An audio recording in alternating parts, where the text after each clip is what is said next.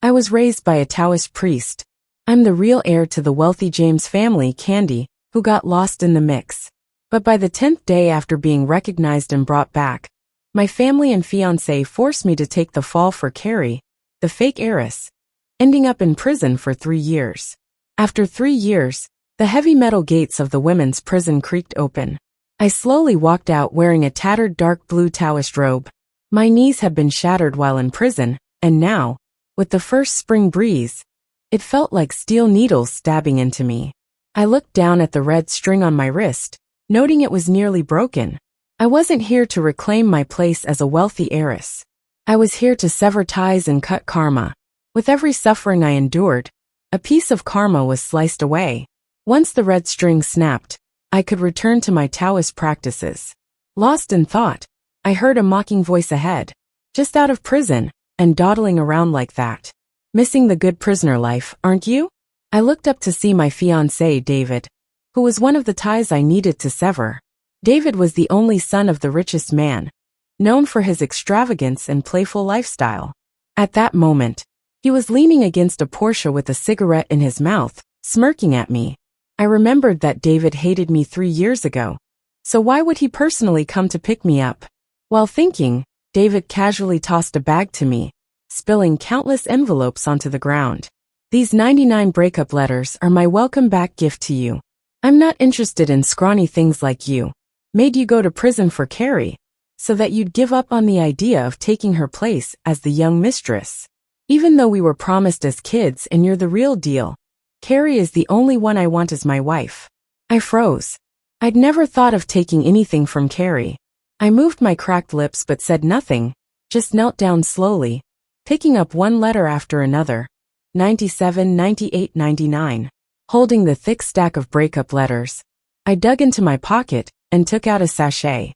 Raising my different colored eyes to David, I noticed his smirk fading under my gaze. Of course, our family won't leave you high and dry. Name your compensation, he said. I shook my head without thinking. I'll agree to the breakup. No compensation is needed. Just take this sachet with you. But David didn't accept it, just frowned at me. Seeing this, I pushed it further towards him, almost kneeling before him. Members of the Smith family faced disasters in middle age. Consider this as repaying your life-saving kindness from 13 years ago. David scoffed at my gesture. After all those years in prison, you're still pretending to be all mystical. You think I don't know sachets are tokens of love? If I take this, Carrie will cry her eyes out. Seeing that he wouldn't take it, I lowered my head, regretfully placing the sachet back in my pocket. It's a shame. If David had accepted it, I could have shouldered another bit of karma and severed ties with him sooner. I reached out again, grabbing onto his sleeve. Can I make a request for that breakup compensation you mentioned earlier? David, with a sarcastic smile, asked, What do you want? House, car, money? I can give you all that. I looked down at the red string on my wrist and shook my head again. I don't need any of that, I said, looking directly at David with eyes that held a different depth. Just let me stay by your side for another month. A month would be enough to sever the karma. Then we'd go our separate ways forever. Bridge after bridge, road after road. David's smile faded, and his gaze turned cold. Staying by my side for a month? Is this your new way to play hard to get? But I'm not falling for it. He flung the words at me, shook loose of my grip, and got into his car, speeding away. The cold wind and dust tore through my thin Taoist robe, leaving me trembling. I tucked the 99 breakup letters into my worn-out backpack, my shadow stretching long on the road as I trudged back to the James house. With blisters covering my feet and hardly a breath taken, my brother Ken dragged me into the basement of the James mansion, dumping me on the ground. You shameless fool, just out of jail, and already thinking about stealing your sister's fiancé. Barely able to hold back the pain, I pushed myself up, my mismatched eyes looking at my brother Ken. He froze for a moment, then crushed my head under his foot on the icy, smelly floor of the basement. What are you looking at? Creepy eyes on a disgusting person. I stayed silent, my gaze vacant as if I couldn't feel the pain. My eyes aren't creepy, they're just different to yin-yang gaze. My master always said people with such eyes are naturally perceptive, but lack close family bonds. How true that was. Just then, my stepmother Lisa came in, wearing a cheongsam and a kind expression. Seeing me trampled on the floor, she seemed sympathetic, but only sighed helplessly. Candy, don't blame your brother for being harsh. He's doing it for your own good. Heard David broke up with you today, and yet you insisted on staying with him for another month. Carrie cried. Just listen to your brother and reflect in the basement. Think of it as apologizing to Carrie. 3 years ago it was the same. The moment we met, without a word from me, Carrie shed a few tears, and they locked me in the basement, denying me food and water. Now it's as if time stood still. The door closed, and in the darkness, I closed my eyes, trembling as I climbed off the ground, wiping away the shoe print on my face. It was nothing. This pain was far less than having my kneecap shattered. Once I repay the debts, I'll never see the James family again. I expected to be locked up for at least a full day and night. But in only 2 hours, the door swung open, and Ken stubbornly dragged me to the Smith family's villa. David's migraine came back. Demands you go to him. I warn you, don't you dare put your hands on him. He's Carrie's fiancé. Arriving in David's bedroom, the whole place felt icy, and he was drenched in cold sweat, curled up in pain. I approached his bed and opened his shirt. The moment I touched him, David's eyes snapped open, and he shoved me away harshly. Get away. Are you treating me, or just trying to take advantage? I shouldn't have called you here. I hit the floor, stunned for a moment. I'm checking your body, treating you, not taking advantage. I apprenticed under a famous physician, you know.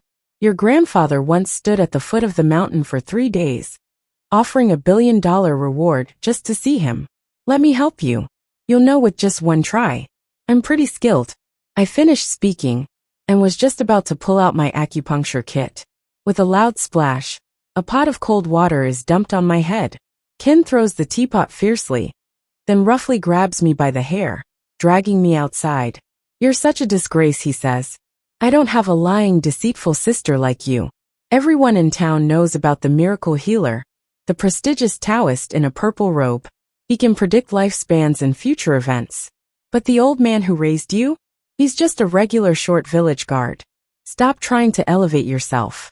Even with my scalp bleeding, I stubbornly stay by David's side.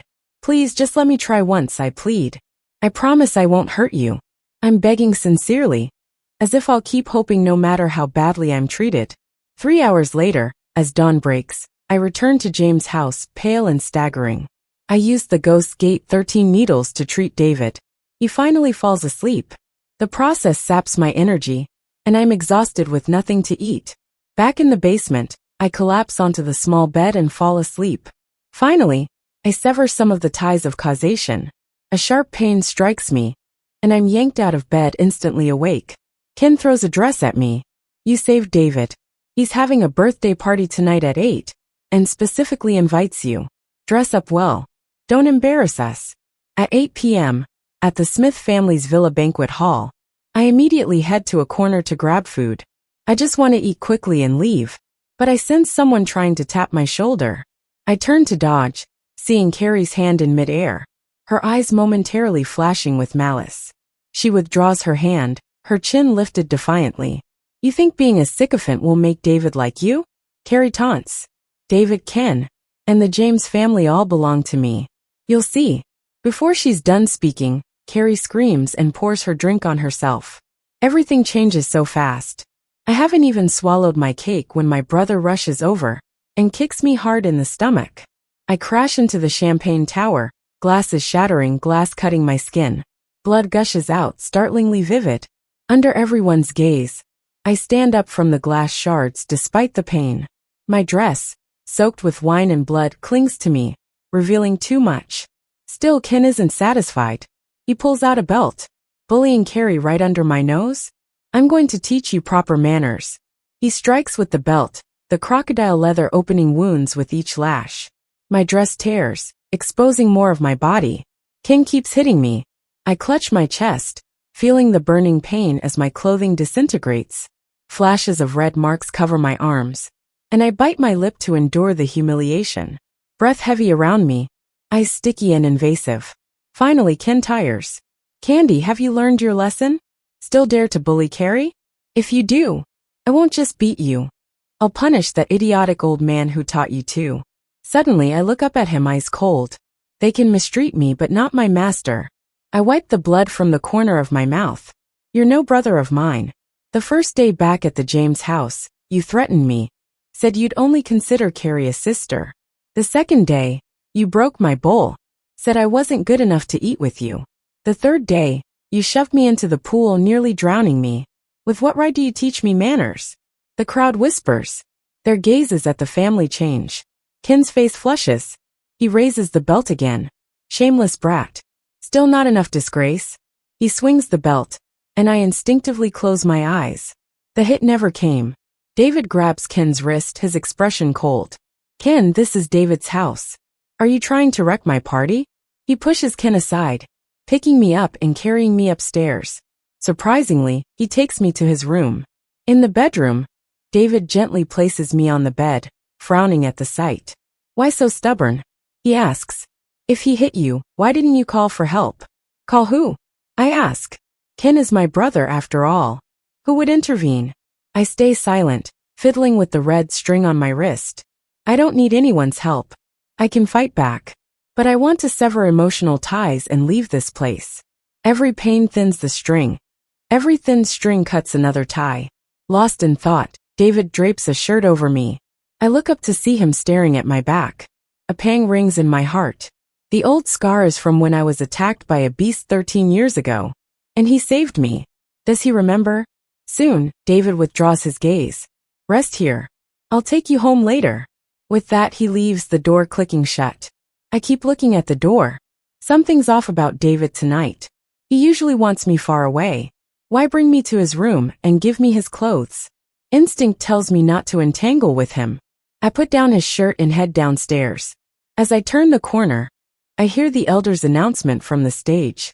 Dear friends and family, we announce that David and Carrie will marry on the 8th of next month.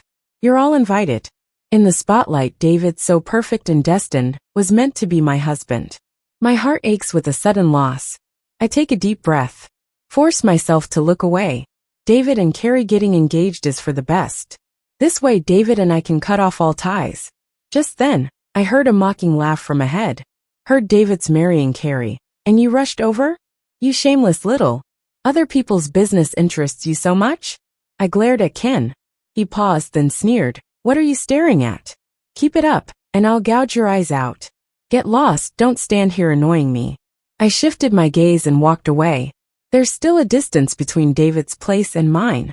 Carrying my ill-fitting high heels, I stepped out of the hall. But as I passed the garden, someone suddenly grabbed my waist. My dress tore with a rip. Ken wasn't kidding. Your figure is amazing without clothes. Lucky me today, he ogled. My expression hardened. Just as I was about to fight back, I heard Carrie scream. Sis, what are you doing? I looked up to see Carrie dramatically covering her eyes, and David scowling next to her. On seeing David, the man holding me quickly dressed and sprinted away. Not my fault. She seduced me. David's expression darkened. My heart sank. David already didn't like me. I had to explain before he misunderstood, or I'd lose all chance of ending our ties. I hastily blurted, David, it's not what he said. But David didn't give me a chance to clarify. He just turned to leave, Carrie seemingly forgotten behind him. I didn't care about anything else then. Barefoot, I chased after David. I searched around for a while. Finally, at the poolside, I found him. I ran over, only for David to shoot me a cold look. Stay away from me. His eyes were full of disdain.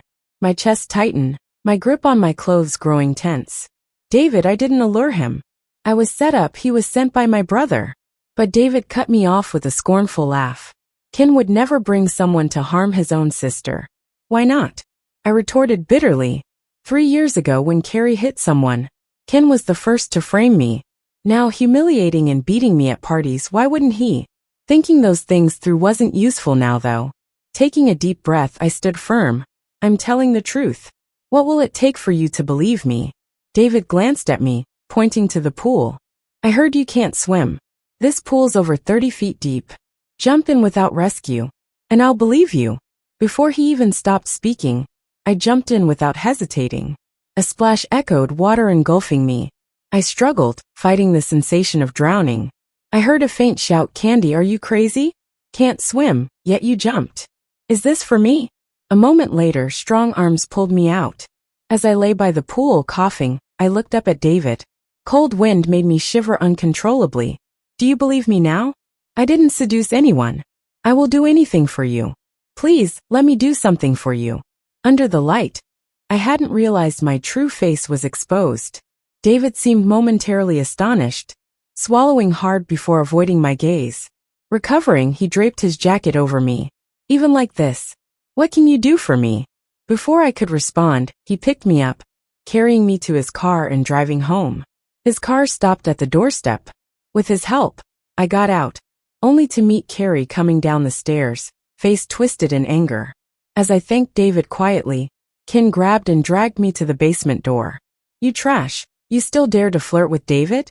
Do you think I can't deal with you?" He shoved me down. The door slammed shut. For days I endured hunger, pain, and isolation, drifting between consciousness and fainting until 3 days later, they took me to David's hot spring villa. I kept my distance, wandering to a secluded lakeside, but I was suddenly shoved hard, plunging into the water. Carrie loomed above, hurling insults. "Aren't you fond of diving into trouble? Dive all you want." Just then I heard voices, David and Ken approaching. Carrie's demeanor changed instantly, tears streaming. "Brother, his name's Sichuan, help." Yet Ken just cursed cruelly, beating me down each time I surfaced. Within 10 minutes, exhaustion took over, numbing drifts setting in. In desperation, I glanced at David. He stood between Ken and me, stopping him. "It's enough. Any more and she'll drown." Relief blossomed, thinking David might help. But then I heard it. "Hitting her like that won't help. David Mental Hospital just got a new electric shock lie detector. They're looking for guinea pigs. Why not send her there for a few days?"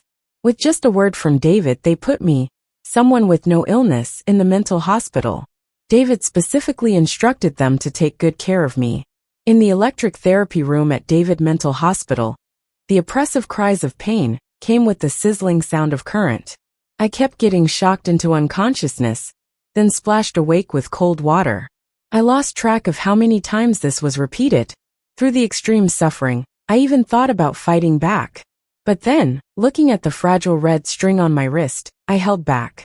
If David hates me that much, it's fine. The harsher he is, the sooner our relationship can end. Once the red string breaks, we'll never see each other again. I gritted my teeth, holding on, reciting my mantras 9,999 times, until I finally fainted. When I opened my eyes again, David was standing by my bed, frowning at me. In his eyes, I saw myself, pathetic, weak, curled up pathetically. David's dark eyes fixed on me, with an emotion I couldn't understand. Then he said, "If you're willing to apologize to Carrie, I'll let you out." Apologize? I was the one pushed into the water. I was the one punished, beaten, shocked. And now the victim has to apologize to the perpetrator? How does that make sense? I closed my eyes, reciting my mantra again to suppress my rebellious thoughts. After all, I've done all this to end it sooner, to return to my practice. Why ruin it now? I lifted my head to stare at David, my voice hoarse. "If this is something you want me to do, then I'll apologize." David's brow furrowed slightly, his lips pressed tight. After a while, he shook his head. I followed David to Carrie, bowed to apologize, catching a glimpse of her face, full of fake concern. "I'm sorry," I said. A smug look flashed in Carrie's eyes as she pretended to support me. "Sister, we're all family. No need to be distant. But this is the big city, not our small village. Think twice before acting. You pushed me this time. I'm not holding a grudge. But if you hurt some other rich girl, it could shame the Candy family, put Mom and Dad in a tough spot. Come on, let's go home. Mom and Dad are still upset, but I'll help calm them down." I shook off Carrie's hand, my tone cold. "Don't worry. I won't interrupt your date with Mr. David. I'll head home myself." After speaking, I felt David's aura turn frosty, but I didn't look back. I left slowly without a glance. In the end, I didn't return to the Candy home. I found a cheap motel and settled down, watching the last 3 threads holding the red string together. I exhaled deeply. Soon it'll all be over, and I'll be going back. That night, I had the best sleep in a long time. But before dawn, there was a loud banging on the motel door. As soon as I opened it, Ken grabbed my hair and dragged me out. He pulled me down the hallway, causing such a commotion that many guests opened their doors to watch. He wasn't ashamed. Instead, his arrogance grew. Running away after doing wrong? Is there no regard for me as your brother or our family? You don't even consider us family. A useless brat. If you were half as sensible as Carrie, Mom and I wouldn't have to worry. He dragged me into the car, forcing me back to the candy house. There, in the villa, I stumbled and nearly fell, staring at the supposedly maternal face of Mrs. Candy. Carrie's marriage to David is a done deal. Why do you insist on being difficult? You're my daughter too and I cherish you. I'll arrange a marriage for you. Stay home for now. Don't cause trouble. I didn't even know what I'd done to make them suspect me of wrongdoing. But Mrs.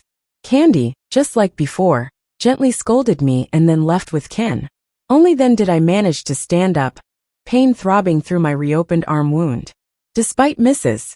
Candy's talk of love, she ignored my bleeding. It was hard to process. I walked outside, standing in the sunlight, feeling a bit warmer.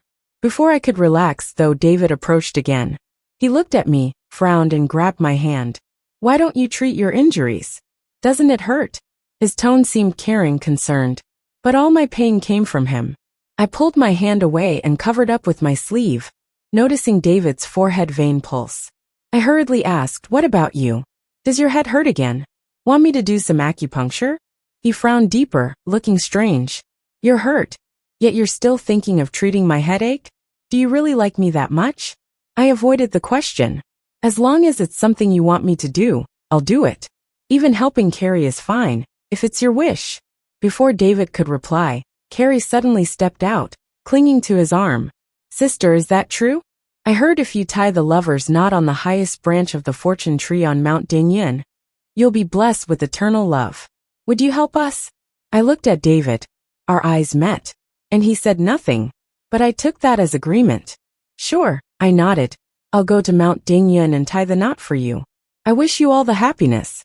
2 hours later, a clear sky over Mount Dingyan turned stormy as soon as I climbed the tree. Lightning and thunder. Ken, who was with me, saw what was happening. In a hurry, he took Carrie down the mountain, worried she might get hurt. Only David stayed at the peak. David stood under a tree, yelling at me that it was dangerous and that I should come down. But I ignored him. I grabbed onto a branch, my whole body nearly airborne. But still, I stretched my arm to send up the knot. Boom! A lightning bolt struck right at the tree. Crack! The branch broke, and I fell suddenly. I thought I'd hit the ground hard and get seriously injured. But the pain I expected never came. Instead, I heard a muffled grunt. Turned out David had caught me.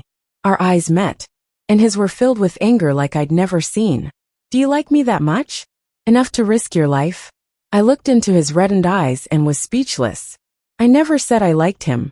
Everything I did was to cut the ties of fate between us. Seeing I didn't respond, David's eyes flickered, anger fading, growing softer in tone. Are you finally afraid? Don't be this reckless next time. Let's go home. He grabbed my hand firmly and led me down without listening. I looked at our joined hands, at the 2 strands remaining at the red thread's end. One was for Candy's family, and the other for David. Soon, I'd be able to leave. Once we got back to Candy's place, dinner was already on the table. I was about to quietly head to the basement when Ken called out. Where do you think you're going? Come eat. I paused, unsure of what Ken was up to, but obediently sat at the table. Ken rarely showed a good face. To my surprise, he placed a shrimp in my bowl. Today you did a good job blessing Carrie. If you treat her well in the future, I'll try to be a good brother to you. Looking at the shrimp was just so ironic.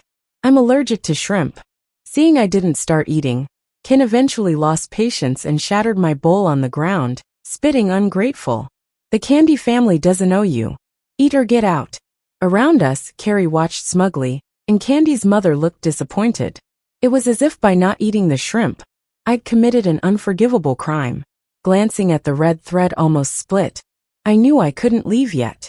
I silently recited a calming mantra, bent down, and popped the dirty shrimp in my mouth. The dining room echoed with my crunching until suddenly, hives spread across my skin, face, and body. Candy's mother shrieked, "Allergic! Get the meds!" I saw Ken standing there, struck dumb. They forgot the Candy family is allergic to seafood, except for the fake daughter, Carrie. Even if it was Ken's fault, he flushed with anger and muttered, "Allergic? Don't you know how to speak?" Not letting it go, Candy's mother scolded, "Ken, watch your tone as a brother. She didn't mean to, and you shouldn't be so intense." Then she turned, softening towards me, "Don't blame your brother. He meant well. Go take your meds and rest. I'll have someone bring you porridge." I said nothing, bearing the itch, went to apply ointment in the basement. 2 days later, the hives faded. David visited while I was sunning in the yard. He held a beautifully wrapped box, but I told him Carrie and Ken were out and might return soon. Instead, he handed me the box, slightly awkward. "This is for you." I took it, finding a stunning gemstone bracelet inside. Nice but useless to me. I couldn't owe David more or complicate things. I just wanted to break our ties, go back to training. I was about to decline when he cleared his throat. "Accept it. You've done so much for me. That cheap red thread has been on you for 3 years, and this bracelet is much prettier." I sighed, ready to push the box back, when Carrie and Ken's car roared in. As they approached, Ken grinned and said, "This is the one Carrie always wanted. Well done, a true fiancé." Carrie gleefully took the box. "Thank you, David." He said nothing, just frowned, but I cut in. "The bracelet suits you." David glared at me, then grinned suddenly, tousling Carrie's hair. "Of course, it's for you. Go dress up, I'll take you out." As they left, David's smile vanished. "Candy, you like me, right? I give you gifts, but you just let others have them. Are you crazy or hiding something?" My heart raced. I shook my head. "No, nothing like that. I just don't need the bracelet." David's face stayed dark. "Then what do you want? You can't like me and not want anything in return." He then added, "I'm marrying Carrie. Even if you were meant to marry me, I can't."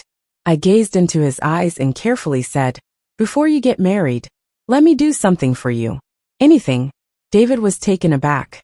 I feared rejection and added, "Anything. Just let me repay this debt." His face shifted, his tall frame leaning closer. "You don't mean being my woman, do you?" I instinctively stepped back, shook my head. "I'm not like Carrie." David's face softened and he chuckled, "Jealous, are you?" Warm hands ruffled my hair. I sighed in futility, spotting Ken's sleeve from the corner of my eye. Sure enough, after David left, Ken stormed in, filled with fury, dragged into the bathroom, with the door locked behind. I got slammed into the bathtub. Ice-cold water poured down on me. "How many times have I told you?" The tub's overflowing. Ken wasn't done. He held my head under the water. Bubbles rose as I clawed at the tub edge. In that struggle, I noticed another thread on the red string break. Finally, it snapped. From that moment on, I had no ties with my family, finally free to fight back. I twisted his hand holding my hair, flinging him aside. He crashed with a scream, face twisted in pain. I could finally show how I really felt, looking down at him with disgust. "Coward. You like Carrie, jealous of David, but you're too scared to admit it. Instead, you take it out on me. Is this all you've got?" Ken's face showed his panic, but he still tried to act tough. "Stop talking nonsense. I'm just teaching you a lesson. Stop chasing your sister's fiancé." I let out a cold laugh and walked off. For a few days, Ken didn't bother me. Then it was time for Carrie and David's wedding photo shoot. Carrie insisted I come. "Sis, I want you to witness my happiness." I looked at David. "Seeing you take photos with Carrie, is this really the last thing you want from me?" David didn't answer, just turned away. I took that as a yes and got in the car with them. But the whole way, I felt uneasy. Sure enough, at the crossroad ahead, 2 figures darted into view. The screech of brakes was deafening. The driver swerved, crashing through the barrier. Airbags deployed. The car rolled several times, finally stopping, with flames licking the rear. Gas dripped steadily. I shattered the glass and crawled out, wincing in pain, popping my dislocated arm back, dragging the injured driver to safety. I went back for David, each breath choking with blood. But David, seeing me, said, "Candy, save Carrie first. That's the last thing I want from you." My head buzzed. Using my last ounce of strength, I dragged Carrie and David out. The vehicle exploded behind me, the blast knocking me down. Before darkness closed in, I saw the red string on my wrist break completely. In the quiet beep of the machines, how long had I been in darkness? Finally, I opened my eyes. David was by my side, his eyes red, stubble jaw. Seeing me awake brought him joy. You've been out for half a month. Glad you're back. Half a month had passed. My stiff neck turned to my wrist. Bare. The red string was really gone. It wasn't a dream. I tried to speak, but my throat ached. So why are you here? David paused, clearing his throat. You saved us. So I'm grateful. Good to know. I glanced at my wrist, empty now. The red string was gone. I could go back. Never see him again. In the hospital, I found peace. No one bothered me. The red string had broken. I didn't need to please anyone. Just needed to get better. So my mentor wouldn't worry. The day before their wedding, I left the hospital. Back to the family, I called my mentor. Master, my ties are severed. I'll return tomorrow. Good child. You've endured enough. His voice was old, slow, but it steadied me. My nose stung with tears, but I held them back. Tomorrow, I'll come home for good. Just then, David spoke from behind. What do you mean leaving? Tomorrow's our wedding. I hung up, wiping away tears. Facing him again. My voice was cold. Is there something you need? David seemed confused. Silent for a bit. I want you at our wedding. See us happy. A stranger's wedding needs me? I touched my wrist, empty. No. The last thing you wanted is done.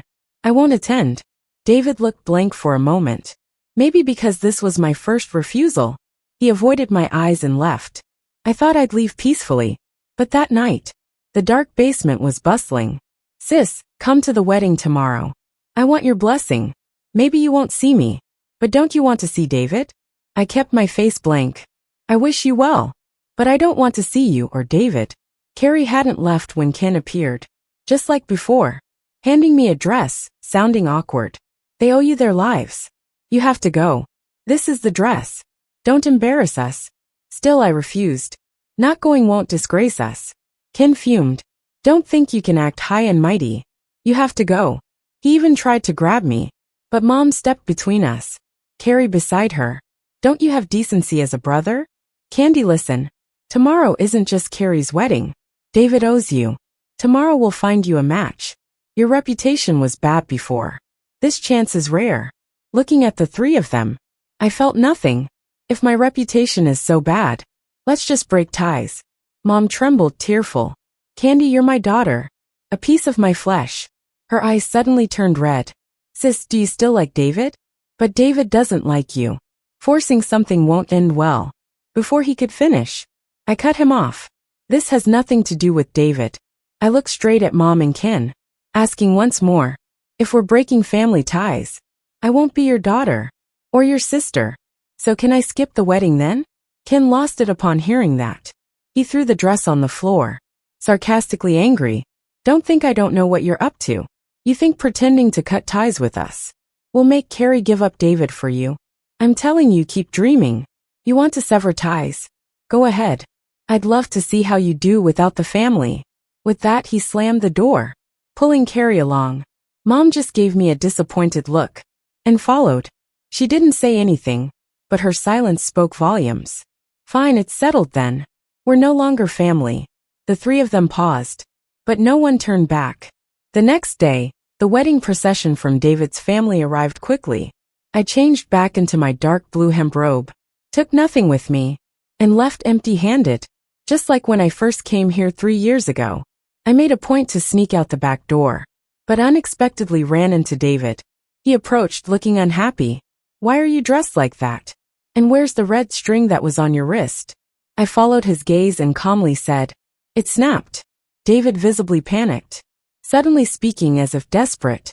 If you keep liking me as much as you show, I'll let you stay by my side.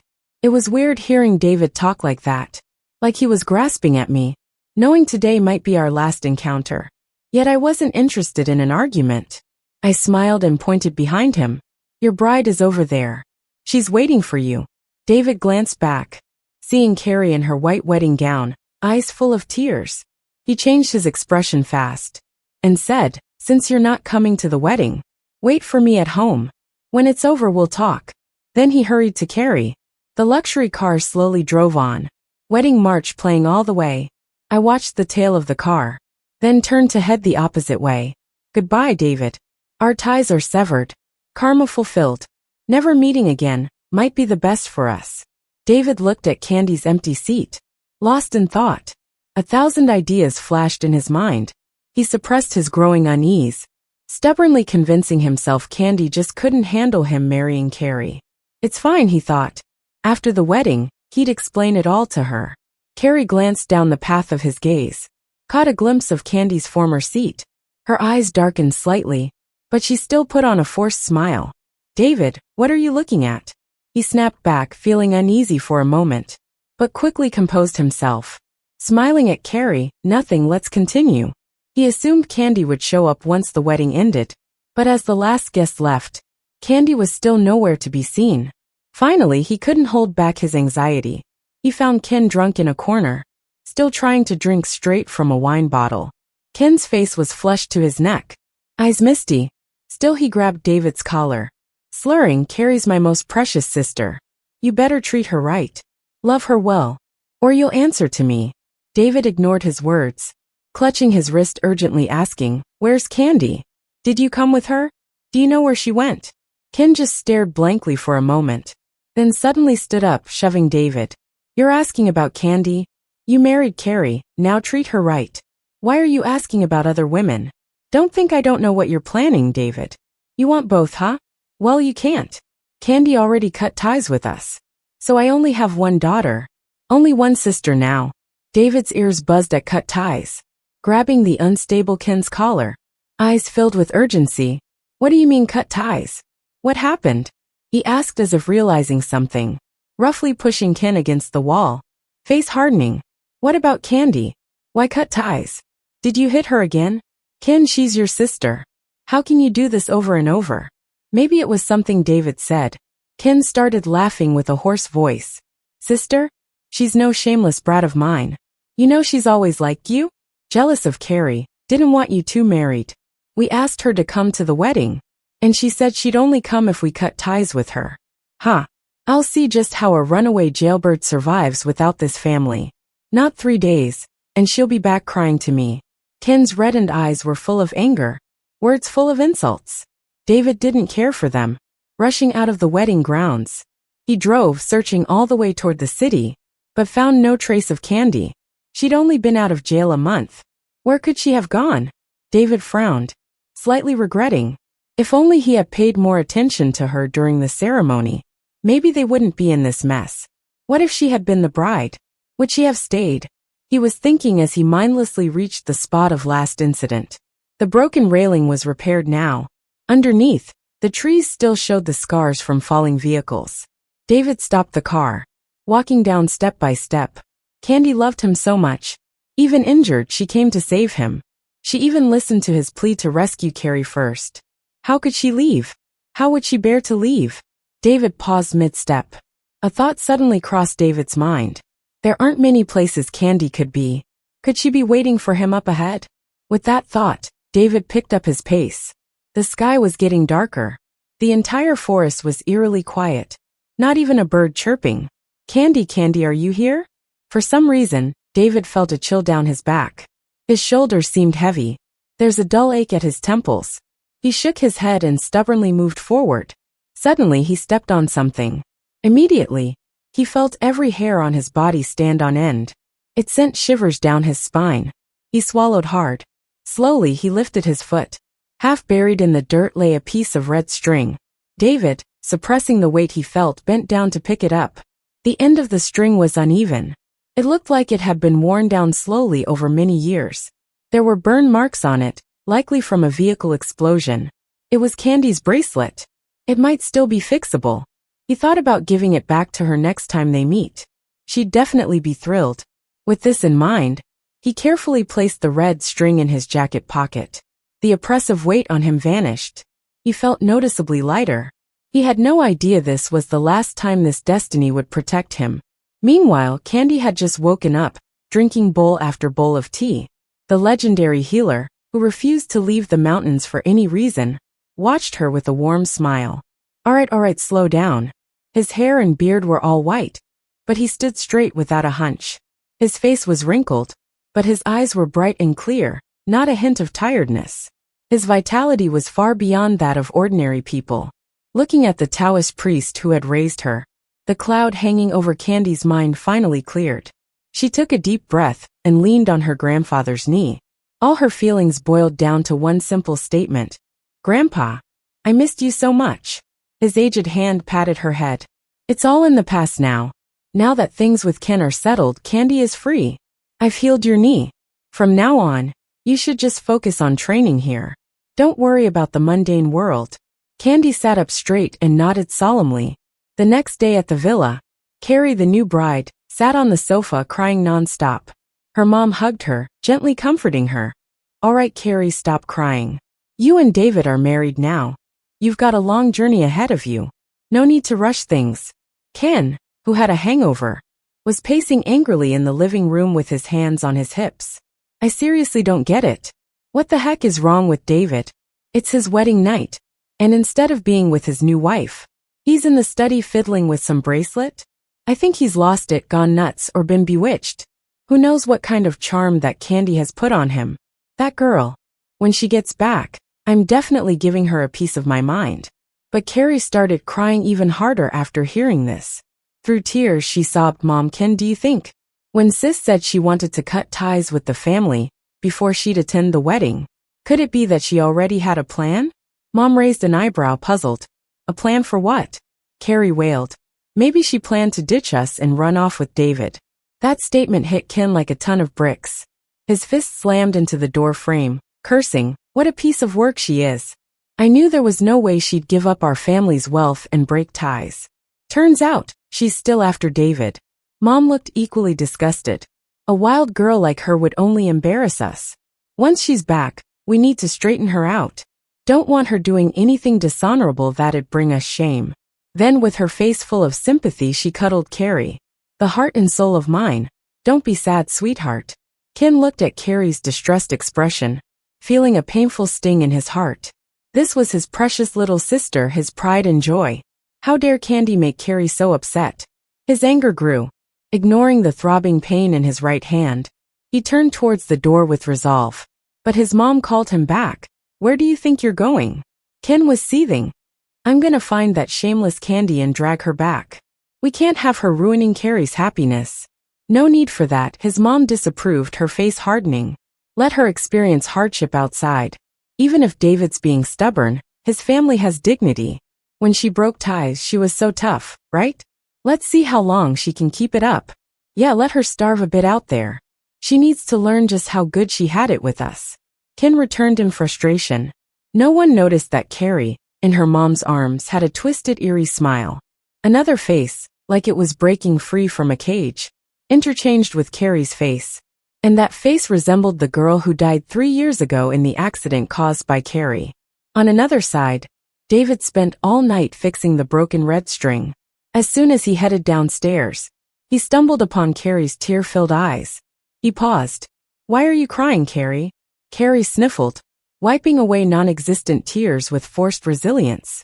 Her glance fell on the red string in his hand, her gaze venomous. Nothing, I just visited my mom. I couldn't help getting emotional now that I'm married. Is that the red string my sister used to wear? David's eyes softened as he looked at it. Images of Candy's fair face and those bright, mismatched eyes came to mind. By the way, did you see Candy when you went home? Carrie halted slightly, her expression shifting into one of near tears. No, my sister left home and didn't come back all night. We have no idea where she is now. Mom and Ken are really worried. I guess she's mad at me. She sniffled pitifully. David helped her onto the couch and gently reassured her. It's okay. We grew up together. I've always thought of you like a real sister. If the seer hadn't said marrying you was the only way to break our family's curse, I wouldn't have put you through this. Don't worry, once it's over, I'll make it right. We'll talk it out with Candy together. He was able to understand. Carrie watched him with deep affection when he mentioned Candy. Her hands, hidden by her side, were almost tearing her skirt to pieces. David, do you really like my sister? David thought of Candy, who always lowered her head but was willing to do anything for him, and his heart softened. A slight smile appeared on his face. Maybe. Carrie's eyes suddenly turned red, and she grabbed his hand. But I like you too, David. I know I took my sister's place and lived the life meant for her. But I had no choice. I truly like you. David's smile faded, but he still reached out to pat her head. Carrie, I've always seen you as a sister. With those words, he got up and left, not noticing Carrie's twisted face behind him. He thought of Candy being alone and vulnerable out there. He wanted to find her quickly so she wouldn't suffer, but every person he sent out came back empty-handed. Half a month passed, and Candy was still nowhere to be found, not even a word from her. Now, not only was David worried, but even the rest of the family couldn't sit still. Ken stormed in angrily. David, where did you hide Candy? I warned you. Since you married Carrie, you have to treat her well forever. Hiding Candy away. Are you trying to hoard her like a secret mistress, so you can enjoy both? These words made David's brows furrow, full of impatience. What nonsense are you spouting? I'm also looking for Candy, but there's no sign of her. I should be asking if you locked her up again. Watch your mouth and stop shifting blame. Frank snapped back defiantly. David let out a cold laugh. Don't think I don't know how your family treated her. I've been investigating her whereabouts and found out a lot about her situation at home and how you treated her, he said, glaring at Ken with disdain. Our family's treatment of her is none of your business. Just remember that Carrie is your wife. Besides, everything we did was for her own good. Rules are rules, and letting her run wild after you isn't it. Or is it that you want to have your cake and eat it too? Ken couldn't finish before he took a solid punch to the face. After searching for more than half a month with no success, if Candy wasn't hidden away, it only left one possibility. Candy was truly missing. Shut your mouth, David warned. If something happens to Candy, I swear I won't let you or anyone else off the hook. You better hope she's safe and sound.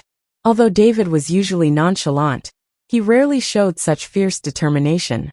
Ken was stunned silent, taking a long pause before muttering, what could happen to her?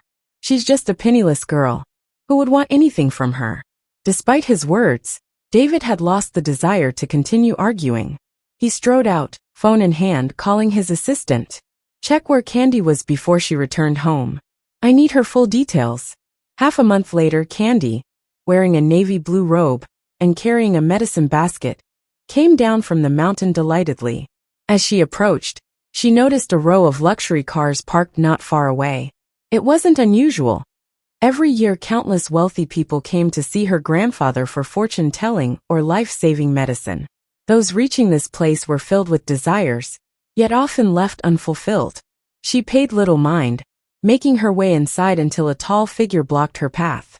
Candy, I found you. Candy didn't expect David to find her here. Looking at him, she felt no emotion, only sighed out of routine. Go back. Grandfather won't see you. Now seeing David's sharp-featured face just brought regret. She returned home to help the family through hardship and repay gratitude and kindness. But it shouldn't have taken over 3 years and so much struggle. Simply helping David resolve his karmic burdens and stopping the marriage with Carrie would have sufficed. But she chose to wear herself out with small issues, leaving nothing in the end. Her family could have thrived under her protection, even overshadowed David's family after their fall. But they didn't. Instead, they subjected her to false imprisonment and humiliation, one incident after another, reaching absurd extremes. She endured it all, exhausting her fortune. Looking at David now, she only saw doom circling him. Candy shook her head. Let karma take its course. Everyone has their path. Thinking that, she no longer looked at David and walked straight into the gate. As she passed by him, he grabbed her wrist. Candy, this time you went too far, severing ties and running away. Do you know how worried we were over this past month? Candy, expressionless, brushed off his hand. I now have nothing to do with you. Your concern is unnecessary. The words he was about to say were stuck in his throat. David didn't expect that in just over a month, Candy would feel like such a stranger to him. He suddenly felt disoriented. Was the person before him really the Candy who once declared her love for him and put him above all else? His lips trembled. After a long time, he could only ask, "What do you mean? Nothing to do with you? Didn't you say you liked me? You did so much for me. How can we say we're not connected at all? I know you like me. Because I married Carrie, you're upset. I understand your frustration and anger. I can explain. I married her with a purpose. Once it's done, I'll divorce her and make it right with you. I know saying this might seem sudden, but I think I really like you. But I don't like you." A calm statement stopped all of David's longing. You don't like me? How can you not like me?" At this stage, Candy decided to lay it all out. She said the reason she came back was to repay a favor, to cut ties. "Maybe you don't remember, but years ago, you did save me. I came to you to try helping you, to relieve you from bad karma. But you had me do a lot of unnecessary things. In any case, we're done. No more ties." Listening to her words, David's eyes reddened. He trembled, as if he couldn't believe his ears. "You're saying you never liked me? You came to me to end things, not to." The rest caught in his throat. He couldn't speak. Yet Candy didn't let him off, her heterochromatic eyes direct and straightforward. "I clung to you not to be with you, but to separate completely." David wobbled, shaking his head slowly, not wanting to believe. He grabbed Candy's hand, not wanting to let go. "That's not it, Candy. That's not it. You're just mad, right? You have to be. I was supposed to marry you. Carrie took everything from you. But Candy had no more patience and pulled her hand away, indifferent and distant. "Don't bother me anymore. To me, you're the same as my mother can even carry. You're just karmic ties that I couldn't untangle.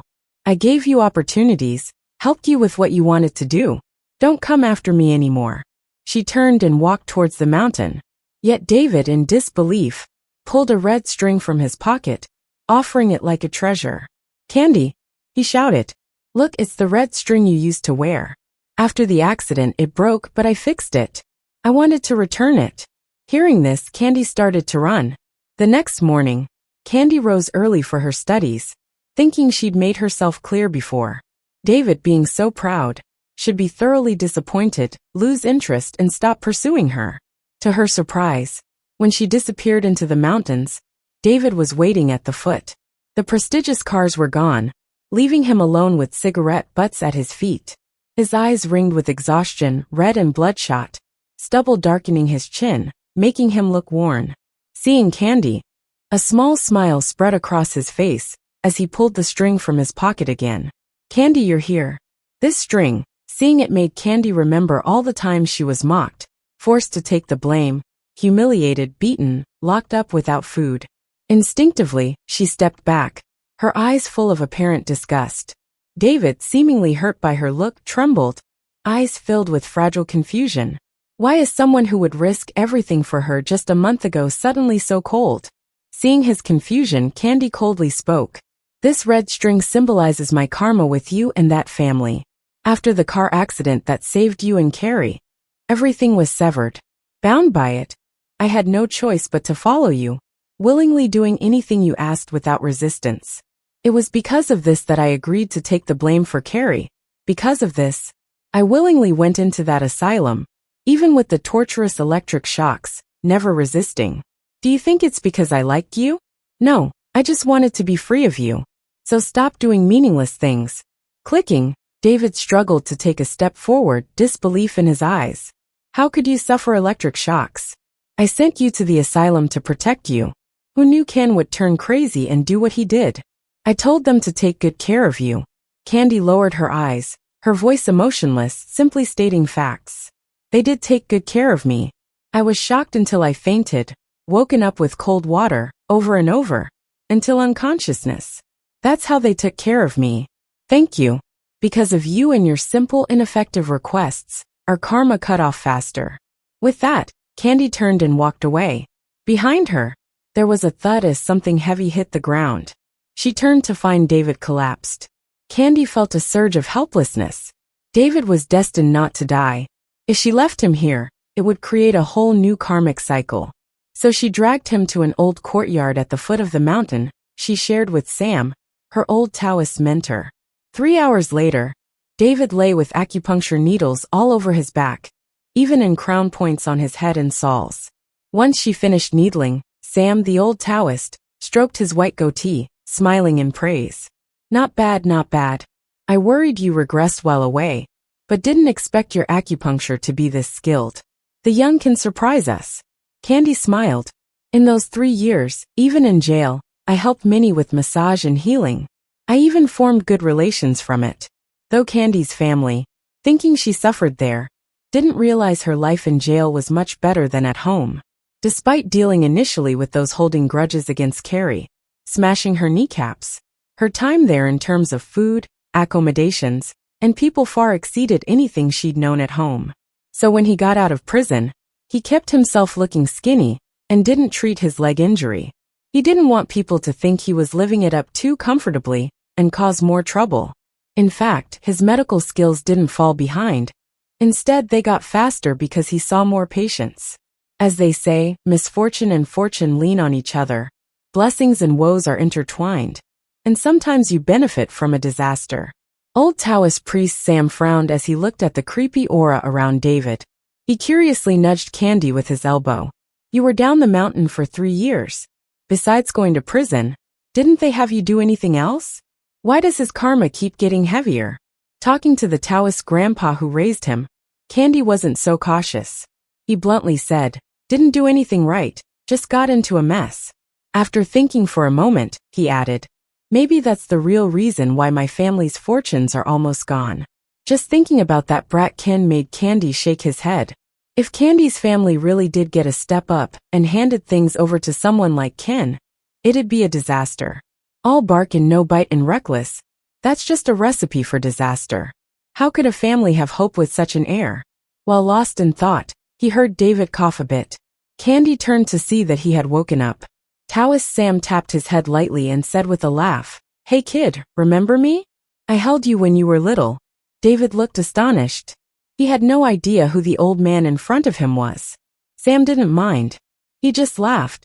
Doesn't matter if you don't remember. If it weren't for me stepping in because you saved Candy back in the day, you'd be dead by now. I didn't directly save you, but I did give you a chance. Sam gave Candy a quick look before continuing, but you didn't treasure it and blew it. After saying that, he lazily sat in a chair, uncorked his gourd, and took a sip. David frowned deeply and looked at Candy with questioning eyes. But Candy didn't plan to explain anything. David had no choice but to put up with his discomfort and look back at Sam. Who are you? I don't remember meeting you. What's this about giving me a chance? David asked with an unfriendly tone. Candy slightly frowned. This old man is the miracle healer your grandpa wanted to see and couldn't for 3 days. Also my master. Hearing this, David's face changed. With all the fake spiritual masters making noise lately, the old man seemed ordinary. Suspicion cropped up in his heart, but he forced himself to get out of bed and apologize. Sorry, I didn't realize who you were. I hope you won't take offense. Sam casually waved his hand. You're a dying man. Why would I argue with you? David froze, his face turned pale. Dying man? What do you mean? Please explain. Sam didn't say more, just gazed out at the mountain view and took another sip of his drink. Candy shot him a look and said, you're already heavy with karma, and now you've married a troublemaker wife, so you don't have much time left. Troublemaker? You mean Carrie? David frowned, confused. Candy didn't bother answering directly. Instead he asked, did you really forget 3 years ago why I went to prison for Carrie? David felt his heart stop for a moment. They seemed to really forget that it was Candy who took the hit for Carrie going to jail, as Carrie's crime was reckless driving causing death. The person she killed was one of David's admirers too. David struggled to breathe. Sure, Candy did 3 years for Carrie, but that didn't change the fact Carrie was a killer. Even though it was just 3 years through Candy's family's maneuvering, a life was still lost. But do ghosts and gods really exist? He glanced at Candy, a trace of pain in his eyes. Candy, Carrie didn't mean it. I know you're upset I made you take her place, but back then, there was no other choice. Please, can you just come back with me? I'm sure you guys can clear this misunderstanding. Looking at David, Candy's face gradually turned cold. Some things you just can't change, he replied. 10 minutes later, David was tossed at the mountain's entrance. Word had already reached Candy's family that David found him here. The two places weren't far. Not long after David was thrown out, a line of luxury cars pulled up next to him. Ken stormed out furious. Where's Candy? Thinks he's got big brains now, running away? I want to see how tough he is. Furious, Ken looked at David, then toward the mountain entrance without asking more. He stormed towards it. But before he could make it up a few steps, a shadow blocked him. He looked up to see it was Candy. This is sacred ground. You can't just waltz in, Candy said coldly, with no expression. Seeing Candy's demeanor, Ken got even angrier. Sacred ground my ass, stop pretending. You're itching for a fight. Like always, he raised a hand to hit. But this time, before he could touch Candy, his wrist got caught. Ken felt like a vice had clamped onto him and couldn't break free.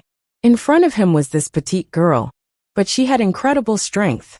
Losing face and authority, his eyes turned red with anger. You're out of line. Let me go.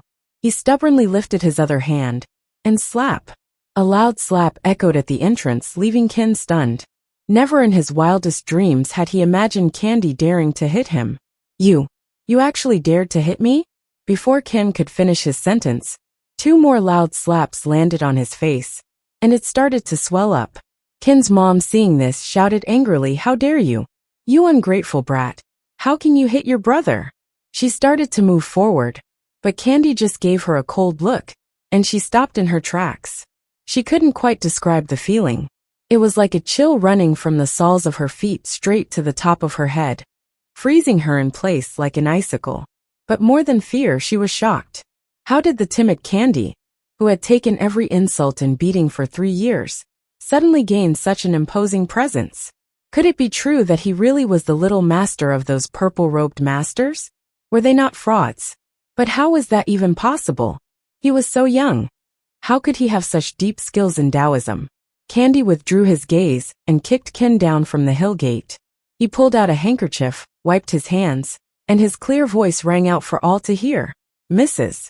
Ken, young Master Ken, I have left Candy's family now. There is no daughter or sister for you here anymore. So I suggest you behave yourselves. If you try to force your way in again, don't blame me for not holding back. Once he finished, he flicked his sleeve, ready to turn and leave. Ken's mom, who had always pretended to be kindly and loving, suddenly changed her expression. Stop right there. You keep stopping us from going up the mountain. Is it because you conned someone and are afraid you'll be found out? You didn't just hire actors to put on a show and ruin your sister's wedding, but you also dare to spout nonsense here. Are you trying to ruin the Candy family? How could I have a daughter like you? Come back with us right now and apologize to your sister. Candy halted, his cold gaze falling on Ken's mom. He looked at this elegant woman who shared 8/10 of his looks, and found her face nothing but hideous. Apologize? For what? You're the one who switched babies 23 years ago. And it was Carrie who killed someone 3 years ago. If I did anything wrong, it was being born from your womb. Ken's mom nearly fainted from anger, and Ken's chest heaved with rage, his face furious. He remembered when Ken's mom was pregnant with his sister. He would talk to her belly every day. Sister, I'm your brother. You better not be naughty in mom's belly. When you're born, I'll give you all my snacks and toys. I'll buy you lots of dolls and pretty clothes to make you a little princess. Brother loves sister the most. Even their usually stern father would often look at her growing belly with a gentle smile, let alone their mother, who always wanted a daughter. Their whole family was so looking forward to her arrival. And now he says he was born into the wrong family? It's outrageous. Forgetting the lesson he just learned, Ken rushed forward again to teach Candy a lesson. But before he could even get close, he was thrown back down to the ground, disheveled and ashamed. Raising his eyes, he saw a golden light surrounding Candy, making him look almost divine and untouchable. In an instant, an incredible thought struck them. Could Candy have been telling the truth all along? Could he really have saved David back then? Is he actually a disciple of the divine healer, the uncle master of the purple-robed masters? While they were lost in thought, Candy's figure had already disappeared. Only the family left, staring at each other. And a pensive David. Maybe they were wrong from the start, mistaking a pearl for ordinary wood. Ken's mom's lips trembled. Looking at Ken on the ground, tears welled up. Ken, tell me, did I really make a mistake? Is Candy mad at me? Mad at me? But what did I do wrong? I loved her so much. I didn't mean to switch the babies. As soon as I found out the mistake, I immediately started looking for her. When I found her, I couldn't wait to bring her back. But instead she couldn't stand to leave. An old fortune teller. Even called him Grandpa. She didn't care at all for our family's ancestors. And the moment she returned, she schemed to steal Carrie's fiancé. Both are my children. But why couldn't she be sensible like Carrie? She's always scheming and competing, doing things that embarrassed herself. I asked her to take the fall for Carrie. Wasn't that for her own good? If she doesn't learn well, how can she become the family's eldest miss? But instead of understanding my good intentions, she resents me. Her mother was heartbroken, nearly crying as she fell apart. Yet, every word painted Candy as the ungrateful one, the image of a selfless mother. And Ken's eyes reddened. He quickly went to help her up. Mom, let's go. A dog that doesn't recognize its owner doesn't deserve our sadness. Let him stay on this mountain if he wants. I refuse to believe someone who doesn't respect his brother and parents will achieve anything great. He spat angrily on the ground as they got back into the car, leaving with a roaring engine. Their words, however, entered Candy's ears perfectly clear as he stood there fuming, practicing a set of martial arts 18 times in the small courtyard. Yet Grandpa just stroked his white beard, leaning against the railing, watching him with a smile. Candy, what form's this? There's no method to it. Candy's face scrunched up, clenched jaw. This is the woman's slap, the man's dragon palm. Seeing his agitated expression, Grandpa let out a hearty laugh. Keeping it all in isn't the way. Repressed anger can blow up, you know? Candy sat down, sulking beside the Taoist Grandpa. So what should I do? A glint of gold passed in Grandpa's eyes. He chuckled, stroking his beard. You should go down the mountain right now. Catch up to them and give them a good beating. Let off some steam. Candy's face cracked a smile. But then I'd become just like them. Return kindness for kindness. What about returning goodwill? Find your clarity. And your soul, Candy. Living is about. Gotta stay true to myself. Candy nodded in agreement. So on the winding mountain road, their car ran into a group of monkeys. Some had stones, others had branches, and they just went wild on the car. Ken got dragged out of the vehicle by the screeching monkeys and got a good thrashing. Even his crying mom got 2 good slaps from an angry mama monkey. After all the chaos, the monkeys scattered and ran off. Not a single fur strand was found. Meanwhile, in Candy's little yard, there were 2 big baskets full of fresh peaches. The monkeys, who'd been all wild before, lined up politely to get their reward. The Monkey King gestured and hollered, acting out everything that happened. Candy couldn't help but laugh. He patted the Monkey King's head, exhaled deeply, and felt a weight lift off his chest. Grandpa was right after all. Having a clear mind really does make you feel better. Meanwhile, King got home and started smashing things. His body was full of red scratch marks from the monkeys. He looked like he had an accident. He was so angry with no way to vent. The staff in the villa were all terrified, not daring to say a word. Just then Carrie walked in with a medical kit. She maneuvered through the mess, sat next to Ken, and took his hand, looking all sad and guilty. It's my fault for making sis mad and getting you hurt, she sobbed. Is she really not coming back? Doesn't she care about you at all? While tearing up, Carrie took out some alcohol pads with tweezers and gently dabbed Ken's wounds. Even though Ken was in pain, he held it all in without a word. I wish Candy was half as sensible as you, he sighed, holding on to Carrie's hand tightly. Is sis really not coming back? Should I beg her personally? She's the real family. Even if I have to kneel, I'll do anything for her forgiveness. Seeing her looking all upset and guilty, Ken felt a pang at his heart. He quickly hugged her, just like when they were kids, and whispered comfort. No need for guilt, Carrie. Her not being here is fine. One daughter's enough. After all, being raised beats being born. Ken spoke seriously, making sure she felt loved. In Ken's embrace, Carrie grinned slyly. No way did she want Candy back. She'd rather Candy disappear forever. Candy sneezed, sniffled, then took a big bite of the peach with a monkey next to her. Whoever was thinking about her didn't matter. With her knee fully healed, she started practicing again. Unexpectedly, David, who should have left with the others, returned to the yard. Standing by the tree, he watched Candy, feeling both familiar and foreign. It seemed he never really knew her at all, both past and present. He remembered the light reflecting on her pale face by the pool, those eyes so clear yet mismatched brown and black. He recalled every time their gazes met, every silent affection she held. He once thought Candy was head over heels for him, but now, the doubt gnawed at him. Watching her fluid, powerful movements, a bitter feeling welled up. If he didn't say something now, there might never be another chance. Holding back the emotions, he approached. Candy, can we talk? Candy knew he was there, but didn't care. The debt of gratitude owed was repaid 13 years ago, with no need for further ties. Watching obliviously as Ken approached, she let the wind of her fists keep him at bay. Despite his high-class upbringing with skills in combat, her moves seemed slow yet powerful, effortlessly countering him. If only I hadn't canceled the engagement with Candy, David thought regretfully. Remembering those 99 breakup letters, regret gnawed deeper. Without ending the engagement, he'd have had the real heiress and a med school prodigy of a disciple in the family. But it was too late. Now all he could do was try his best. Candy, Grandpa says I saved you as a kid, but I don't remember. Can you tell me? He hoped that old saving grace would refresh Candy's memory.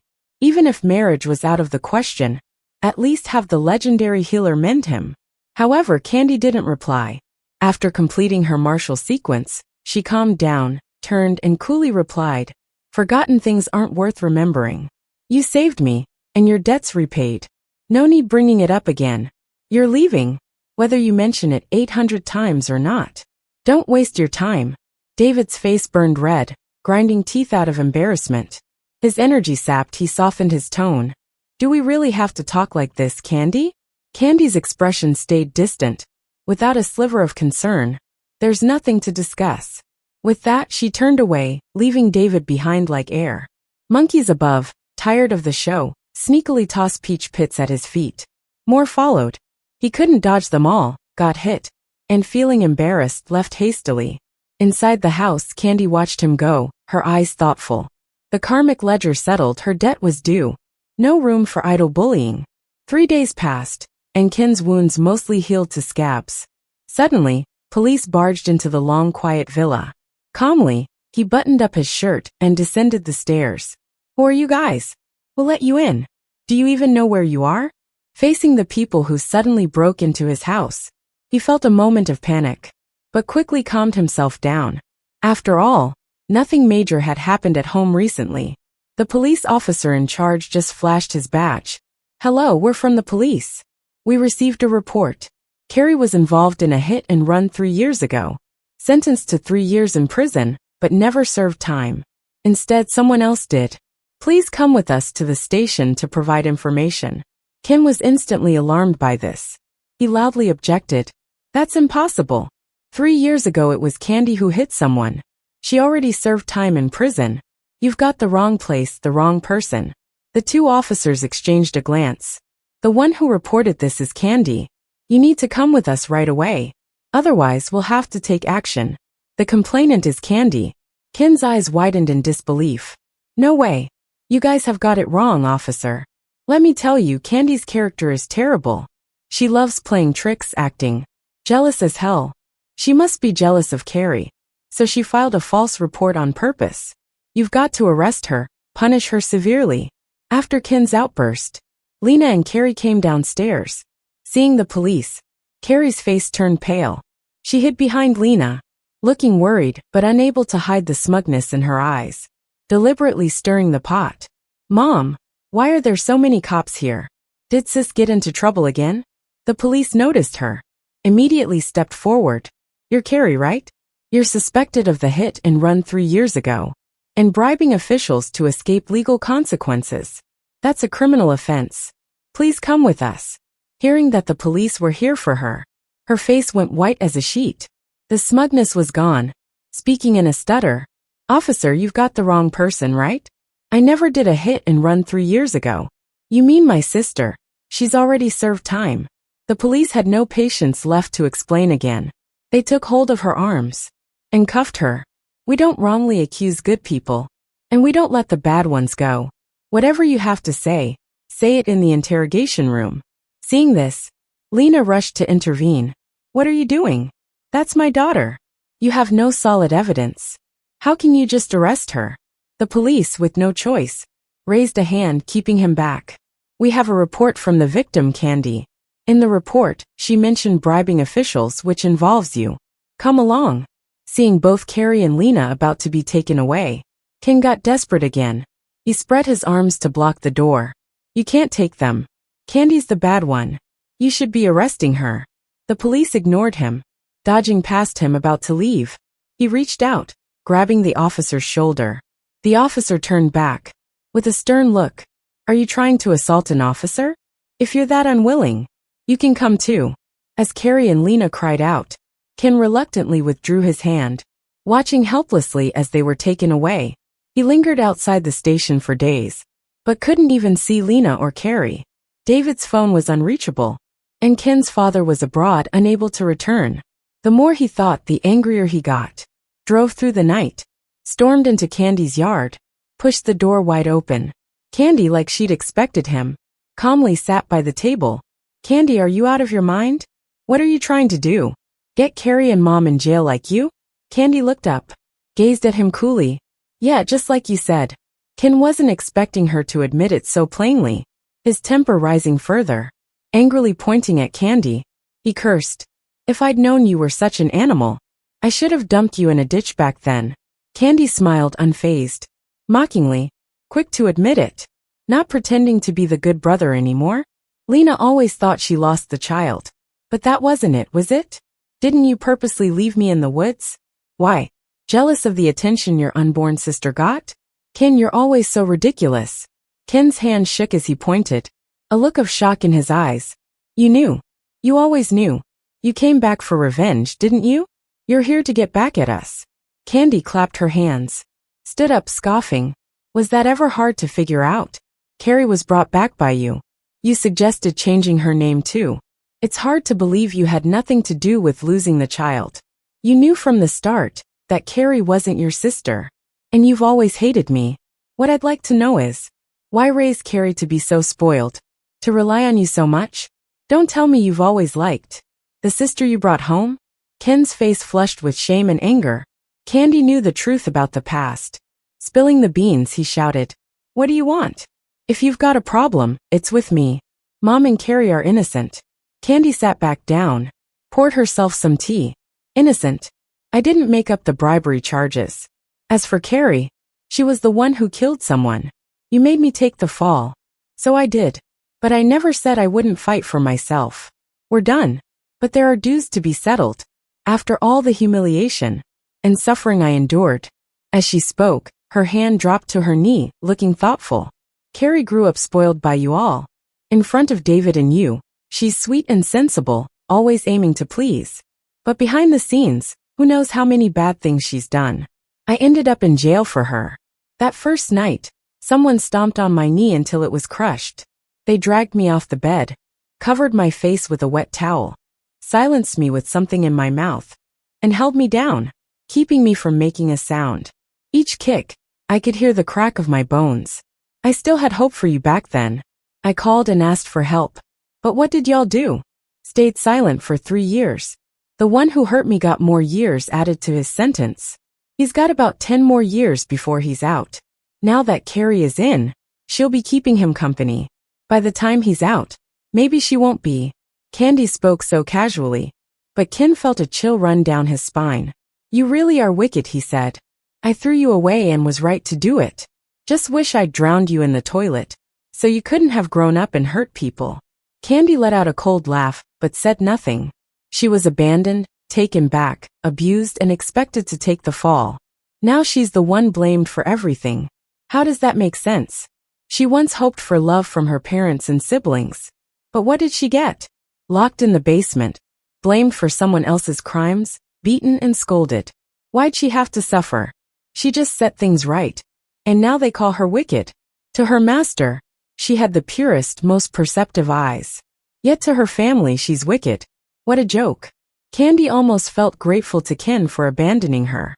Ken gritted his teeth, reluctantly giving in. Tell me what you want and I'll spare Mom and Carrie. Money, the house, cars, shares in the company, but leave Carrie's share alone. I'll give you mine. Candy chuckled. The reason she returned was to cut ties and focus on her path. Why would she want worldly things?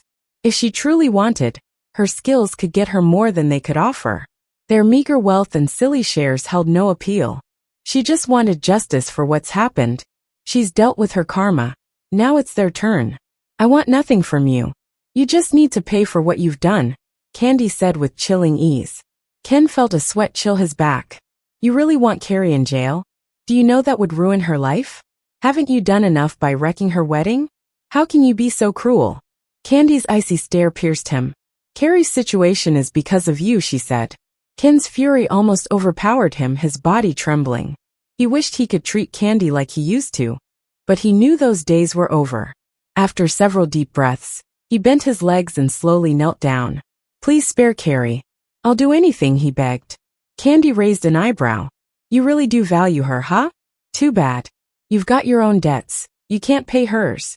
Instead of bothering me, you should find a legal way to help reduce Carrie's sentence. Ken lowered his head, defeated, and stumbled out of the courtyard, brushing past David at the door, his eyes full of resentment. You think not marrying Carrie means she'll come back? Dream on. She was pretending before. And now she wants payback for us making her take Carrie's place in jail. You won't escape either, he sneered, bumping David's shoulder as he walked past. David turned, meeting Candy's indifferent gaze through the window, and his heart ached. Raised in an environment where everything and everyone had a price, he needed things to have value to be worthwhile. Yet maybe, he really did care for Candy, because the loss of warmth in her gaze was like a knife to his soul. If only he knew earlier, maybe things would have been different. But now, every time he thought about what Candy endured in jail, his heart broke. He was the one to send her there. Her crushed knee, fear, pain. Ken beating her in front of others. Almost assaulted. Why didn't he believe her then? Looking at Candy, pain flickered in his eyes as his hands clenched at his sides, knuckles white, trembling slightly. His lips were pressed tightly into a line.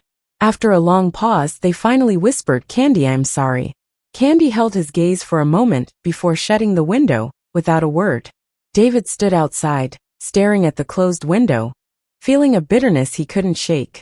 He realized he owed Candy far more than a simple apology, but had no clue how to start making amends. He hesitated, unsure if he should leave. A gentle breeze blew through, carrying Candy's cool voice. Come in. David paused, then pushed the door open and walked in. Candy sat at the table, pouring tea for the seat opposite her. The dim light flickered over her, making her look especially peaceful. David walked over slowly and sat down across from her. He softly said, Candy, I know I messed up a lot before. Candy looked up at him, her eyes emotionless. Let the past stay in the past. You've been sticking around here without leaving these days. What are you really here for? David pressed his lips together, took a deep breath, and decided to be honest. I hope you can convince the miracle doctor to treat me. Whatever you want, I'll do my best to make it happen. Candy shook her head slightly, a faint smile on her lips. David, I've cut ties with you all. I'm focused on my practice now. I thought about helping you before, but you refused. It's too late now. Hearing this, David felt a sharp pain in his heart.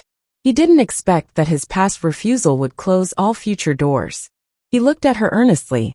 Candy, I know I can't make up for the past, but I hope you'll give me a chance to do something for you. Candy was silent for a while before she slowly spoke. David, if you really want to, then please leave. Don't disturb me anymore. That's the only thing you can do for me. David was stunned. He didn't expect Candy to be so determined. He looked into her eyes, hoping to find a hint of relent, but ended up disappointed. He slowly stood up and said quietly, Okay, I understand. With that, he turned and left the courtyard. Candy watched his back disappear before calmly looking away. That evening, David went home. No matter what, Carrie was still his wife in name. Their fates were intertwined. He began to hire the best legal team to investigate Carrie's case, hoping to get her a reduced sentence. Meanwhile, Candy continued her practice, living a simple and fulfilling life. Everything seemed to return to how it was 3 years ago, peaceful and happy. But these days didn't last long. One day, Candy was gathering herbs in the mountains when she heard urgent footsteps.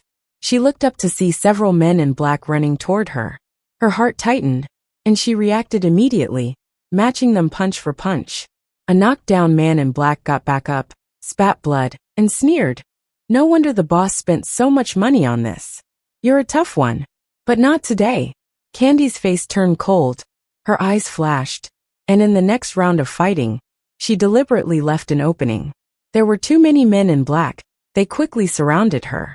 Pretending to be defeated, she was shoved into a black van. A cloth soaked in ether covered her mouth and nose. Candy blinked her eyes slowly, before passing out completely.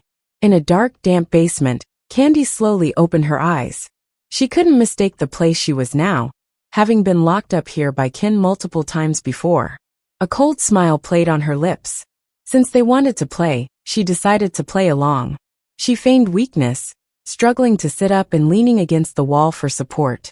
Just then, the basement door swung open, and a figure stepped in. He wore a perfectly tailored suit, his hair slicked back, a little stubble on his face, making him look mature and capable. His sharp eyes behind glasses bore an uncanny resemblance to Ken. It was Candy's father, Mike. His expression was complicated, disappointment mingled with anger. "Candy, you have let me down." Mike's voice was deep and stern. "How could you send your mom and sister to jail? The past is done, but if you want compensation, we can negotiate. Even if you like David, I can let you marry him instead of your sister. But now, you even went to the police to overturn your case. Don't blame me for being ruthless. Either you go to the police station and confess it was a false report, or you stay in this basement until your mom and sister return." Before his words settled, Ken rushed in, filled with resentment and anger. "You traitorous beast. You ungrateful wretch. How dare you harm Mom and Carrie? I will teach you a lesson today." With that, Ken swung his fist hard toward Candy. But unfortunately for him, his fist stopped 2 centimeters from Candy's nose. She was already standing, ropes cut into pieces around her. Holding Ken's arm, she calmly looked at Mike. Mike was furious, fire burning in his eyes. He yelled, "Candy, are you rebelling?" Candy's lips curled into a cold smile. She twisted Ken's arm violently, and he screamed, nearly collapsing in pain. "You really thought," Candy said coldly, her voice full of anger and disillusionment. "I let myself get kidnapped just to see if you'd make the same decision as 3 years ago." Mike looked at his daughter in shock. He had seen her only briefly 3 years ago. Then he went abroad. Back then, she was weak and lean, sticking to David like glue, desperate to take her sister's fiancé. He thought she was a nobody, but now Candy was strong and imposing. Candy released Ken, who lay on the ground, groaning in pain, unable to speak. 3 years ago, Mr. Lin only met her briefly, then left for his company overseas. As soon as the men in black appeared, she knew Mike was back. This time, she let herself be kidnapped to meet him face to face. She stepped forward over Ken's twisted body, one odd-colored eye firmly on Mike. His face, strikingly similar to hers, confronted him with slow, deliberate words. "Do you know what happened to me at home or in prison? Did you agree with taking the blame for Carrie?" he asked calmly. Mike turned his head, avoiding his gaze. But Candy didn't give up. Her voice got even stronger. "I just want a straight answer." Mike stayed silent for a long time, facing Candy. The basement was growing more oppressive, like the air itself was frozen. Candy calmly awaited his response. Finally, Mike slowly turned, looking at her with a complex expression, a hint of helplessness in his eyes. "I admit, I wasn't completely in the dark about what happened to you at home." Mike's voice was low and authoritative. "But you know, as the head of the family, I had to consider things." "Your considerations," Candy laughed, lifting her eyes to meet Mike's, filled with disdain. "Your considerations meant sacrificing me to preserve your reputation and wealth." Her growingly strong presence filled the room, and Mike took a deep breath. "Candy, I admit, we didn't think it through when we asked you to take the blame for Carrie. But you only suffered minor physical pain in prison. Look, once you got out, you were still the apple of our eye. You're not like Carrie. She was spoiled from young. But you're strong. Taking the fall for her was the best solution. Even if you have resentment towards Carrie, You shouldn't have lashed out at your mom. She always felt guilty. That's why she wanted to send you to prison to toughen you up, hoping you'd improve. Mike justified himself with every sentence, trying to explain it away. What do you mean by better? Candy's voice rose, blazing with anger. Was it better for me to take the blame and get my knees crushed in prison? Or better to come home and get locked in the basement, eating leftover scraps? Mike was speechless, his lips pressed tight, frowning deeply. Did you ever think that I'm your daughter too? Did you think about the girl that Carrie hit and killed? She was someone's daughter as well? Candy's voice carried a hint of questioning, as annoyance flickered across Mike's eyes. At this moment, Ken clutched his stomach, struggling to get up from the ground, glaring viciously at Candy. Dad, don't waste time with this heartless girl. Get her to sign the confession and rescue Mom and Carrie. Candy snorted with a cold laugh, brushing away the loose hair by her ear. And on her hairpin, a hidden pinhole camera was quietly recording everything.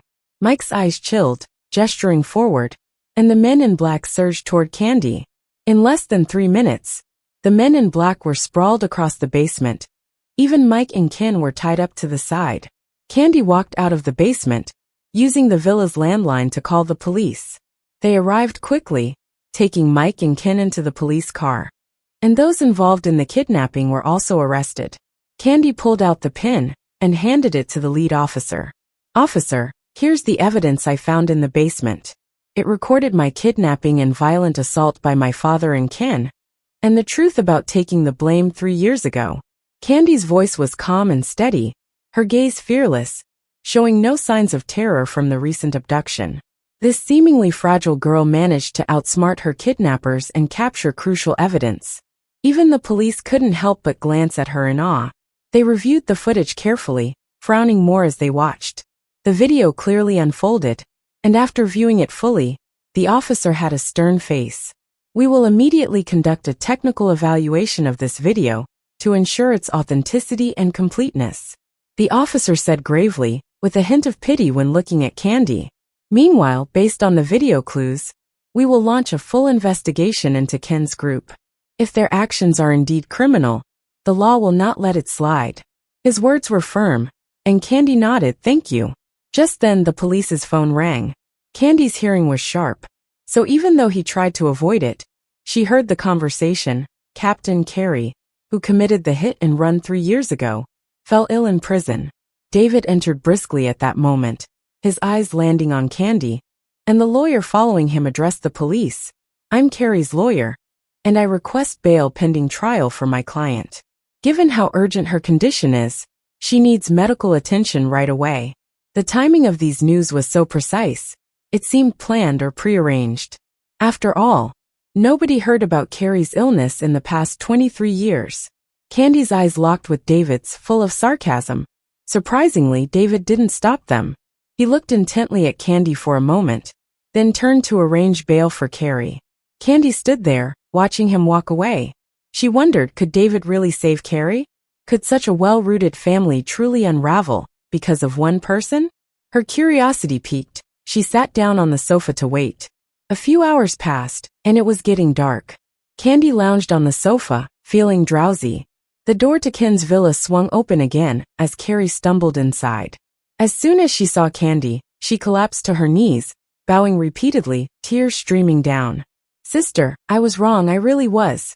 Please, for the sake of us being sisters, spare my family. Her voice was full of sobs, trying to be pitiful yet acting tough by biting her lower lip. I know you're upset because I took David from you. I'll give him back. Just please spare my dad, mom, and brother. They didn't know anything, they're innocent. I'll give David back to you. Just please be merciful, and let them go. Candy looked at Carrie's fake act with no emotion, her eyes cold and mocking. I'm not the one not letting them go, you are. Whether it was back then or now, if you had admitted your guilt, they wouldn't be in this situation. When you decided to run from the accident and pin it on me, you should have known this day would come. Karma or the law doesn't forgive someone who commits a crime, but won't admit it. Isn't it a little late to be asking me now? Carrie cried even harder. Sister, I know I was wrong, I really do. I'm willing to pay for my mistakes, just please don't trouble mom, dad, and brother anymore. Mom's in custody, and she's cried so much her eyes are about to go blind. Don't you feel anything at all? She's your biological mother. Feel something? Candy looked at the woman kneeling before her, finding it all a bit laughable. Are we putting on a show for David? Everyone's innocent except for me, right? Then I guess I'll just continue being the bad guy. With that, she stood up, smiling a bit. Carrie shivered, quickly scrambling to hide behind David, eyes fixed on Candy. Candy didn't do anything, just looked calmly back at Carrie. David frowned, putting an arm out protectively in front of Carrie, looking at Candy with mixed emotions. Candy, don't do this. Let's sit and talk things over. Whatever you want, the Ken family will do their best to give you. There's no need to make things so tense. What good is it for you if the Ken family falls? You're still a real Ken after all. Let the Ken family go and help me get better. The Ken and David families will both support you. If you still like me, I can divorce Carrie and marry you. Hearing this, Carrie grabbed David's arm in a panic, tears in her eyes. David, what are you saying? We just got married. How can you say that? Did you forget what the master told you? Only by marrying me can your life be saved. David brushed her hand off gently, his gaze dropping. The master told me to marry the one I was originally engaged to as a child. That person isn't you. His voice was soft but loud enough for everyone to hear. Carrie's eyes widened in disbelief, shattered and confused. What did you say? Then why did you marry me? Her voice rose, genuine tears in her eyes. David pressed his lips together. The person I was supposed to marry was Candy. I married you because you were easy to control. Compared to Candy, who seemed obsessed. Weren't you even more stuck to me? I'd say go east and you'd go east, do whatever I told you. Carrie's eyes trembled. How could this be? Was all that tenderness and care just an act? Candy sneered at his words. David, I won't be with you. The Ken and David families don't mean anything to me. The interests you care about, I don't. I'm focused on my own path. Once I'm clear-minded, the dirt thrown on me won't stick forever. I'll clear my own name. Carrie turned pale, asking David painfully, did you ever really love me? David was silent for a moment, then slowly said, Carrie, a long time ago. I told you I always saw you as a sister. Carrie was like she'd been struck by lightning, staggering back, nearly falling. A sister? So I was always just a sister to you. Tears fell down her cheeks, hitting the floor with faint sounds. If I was just a sister, why did I kill for you? Carrie yelled tearfully. Candy felt uneasy suddenly. If David didn't care for Carrie, why put in the effort to rescue her? Was he afraid of something she might say? David ignored Carrie's accusations, looking at Candy again, asking Candy, I genuinely started liking you. Will you not consider curing me and marrying me? Candy frowned, feeling something off about David.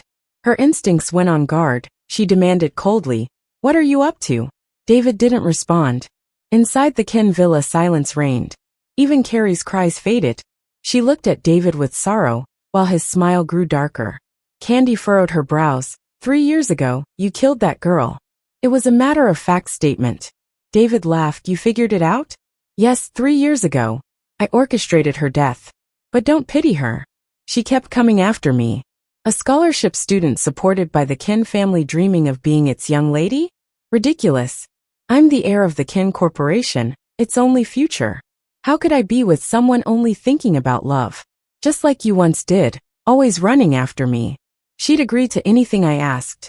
I kept her hanging, played hot and cold, and she'd start freaking out. David's eyes swept over Carrie and eventually, he even knelt at my feet, begging me to let her stay. I told her that if she'd wait for me on the street all night, I'd reconsider our relationship. Then David's voice went all casual, like he was talking about something unimportant. But Carrie just lost it. She collapsed and her cries interrupted him. Then you told me about it, encouraging me to run her over. You said nothing would happen, she'd get out of the way. But she didn't move, and I killed her. Hearing this, Candy was shocked, looking at David in disbelief, realizing this was all his plan. David laughed softly, squatting down, his fingers gently wiping away Carrie's tears. Stop crying. Didn't I have Ken's family bring Candy back to serve your time? You didn't even end up in jail. So what's there to cry about? Candy clenched her fists, realizing she was brought back to take Carrie's place in prison. David's scheming was so deep and ruthless. No wonder her grandpa waited 3 days for his $1 billion bounty, and still wouldn't see him. Her heart pounded with anger, and suddenly she felt a pang of sadness. She always remembered how he saved her life.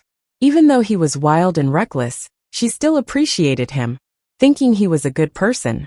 Even though the David family, when reaching middle age, either went mad or dumb, she always thought it was their ancestors' curse, and even considered, if David were willing, Candy would definitely help him. But how did it become like this? Her eyes welled up with tears. She looked at David, and he seemed pained by her gaze, a familiar anguish between his brows. Candy, don't look at me like that. I really like you. If you hadn't pushed me away, been so decisive, I wouldn't have told you this. I'd have hidden it all forever. I'd wait for you to heal me, and then we'd live like normal people. As he spoke, a hint of plead entered his eyes. Candy, do I still have a chance? Candy's gaze was icy. You never had a chance. Hearing this, David laughed so hard his shoulders shook. Candy, then don't blame me. Before his words even finished, a group of black-clad bodyguards stormed into Candy's villa, charging straight for her. They were well trained, and there were many of them. Over time, Candy became overwhelmed, and Carrie, who had been frozen in fear, suddenly realized the chaos. She stumbled to her feet, not even picking up her fallen shoe, and dashed out like a maniac. But she didn't get far before bodyguards at the door dragged her back inside. Carrie was thrown to the ground looking a mess. David squatted and grabbed her hair, forcing her to look at him. The madness in his eyes was something he had never shown, even when Ken mistreated Candy. Carrie, didn't you always dream of marrying me? Now that your wish has come true, why are you running? Carrie turned pale, trembling and unable to speak a word. David pulled out a knife from his pocket, placing the cold blade against Carrie's fragile neck. I've never gotten my hands dirty, but since you're my wife, you'll get a different treatment. Just as the blade was about to come down, Candy executed a perfect sidekick, knocking a bodyguard closest to her to the ground. In a flash, she rushed David and grabbed the knife's blade, blood instantly soaking her hand, dripping warm and red onto Carrie's face. Seeing this, a mix of surprise and reluctance flickered in David's eyes as the knife slipped from his hand. Carrie seized the chance, curling up at the side, watching the chaos with wide eyes. Meanwhile, footsteps and police sirens echoed outside. Officers burst through the door, surrounding David and his bodyguards. Freeze! Police! Candy's heart leaped. Who had called the cops? As David was cuffed, he looked up at Candy, their eyes locking. In that moment, Candy saw relief and acceptance in his eyes, and what he mouthed as goodbye. Candy stood still, blood dripping from her wound, while people passed around her unnoticed. Her mind was filled with David's last glance before leaving. A week later, the infamous buried bodies case at the Grand Manor was cracked, unearthing 57 female corpses spanning 60 years. The shocking case created waves online, and the real culprit soon apprehended was the 80-year-old Mr. Smith. 3 years ago, Carrie's hit-and-run case was re-examined by forensics, who concluded that the victim had no vital signs before the accident. The case was cracked open by none other than the one who alerted authorities, David. Outside the prison, Candy paced, debating whether to go in and see David. She felt like there were things unsolved, yet wasn't sure what it all meant anyway. Maybe just seeking the truth, or some kind of closure. As she lifted her foot to step inside, the prison door opened, and an ambulance sped out, brushing past her, a gust of wind whipping her hair. A blood-stained letter fluttered from the wind, falling down much like the 99 breakup letters David had thrown to her on his release. Candy glanced at it only for a moment before looking away. Taking a deep breath, she walked to the prison entrance. The wind untangled the paper, with some words blurred in blood unreadable. Candy, I'm sorry. I'm a coward. The bravest thing I ever did was defy Grandpa to put you in jail to protect you. I'll never forget the first time I saw you. You were the girl I'd protect at all costs 13 years ago. Consider this my last thing for you. Out of prison. It was raining heavily. The downpour washed away everything, burying sins and secrets deep in the mud. Candy didn't see David. She wouldn't see him again. 3 months later, Candy sat quietly reciting scriptures before the old master. But it was Grandpa who walked up, hands clasped behind his back, and stood behind her. Still trying to make sense of it all, What goes around comes around. Everyone has their fate. That Lynn boy killed the Smith boy in prison with a sharpened toothbrush, all for his sister. He's been sentenced to death. Others involved got their own punishments too. It's just a shame I once gave that Smith boy a chance, connecting him with you. But in the end, fate couldn't be avoided. Stop overthinking it. It's all over now. What's next isn't tied to you. Candy looked up at the old master. Yes, it's all over. Moving forward, the sky is high, and the ocean is vast. Stay true to yourself, free from emotional shackles. Finally, she found freedom. The end.